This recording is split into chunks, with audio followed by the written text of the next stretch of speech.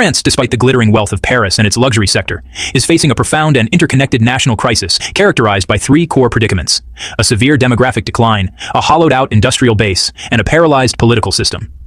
These challenges are mutually reinforcing, driving the country toward an unsustainable fiscal and social reckoning. France's aging population is its most pressing issue. The fertility rate has dropped sharply, leading to a steep decline in births. Meanwhile, the large baby boomer generation is retiring en masse, creating an annual shortfall of workers. The ratio of working-age adults to retirees is plummeting, heading toward 1.51 by 2040. This shrinks the tax base while dramatically increasing spending on pensions and healthcare, which already consumes 14% of GDP, more than education, defense, and transportation combined. Stagnant productivity growth, just 0.3% annually recently, fails to offset this demographic drag, creating a vicious cycle where fewer workers must support more retirees with stagnant economic output. France has undergone severe deindustrialization, with manufacturing's share of the economy halving since 1980. The loss of factory jobs has devastated regional ecosystems, leading to depopulation, falling tax revenues, and increased welfare dependency. A key driver is France's high labor costs. Employers pay nearly 50% more than the gross salary due to social benefits, making the country uncompetitive. Major companies like Michelin, Renault, and PSA have shifted production to lower-cost countries like Poland, Slovakia, and Morocco. The result is a deeply split economy, high-value services concentrated in Paris, and declining provinces.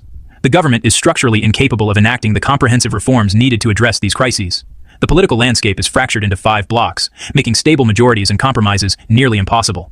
Reforms, whether on pensions, taxes, or labor laws, trigger massive protests and political backlash, as seen with Macron's pension reform.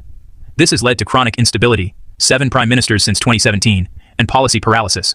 The vacuum fuels voter radicalization, with anti-establishment parties on the far right and left now commanding over half the electorate.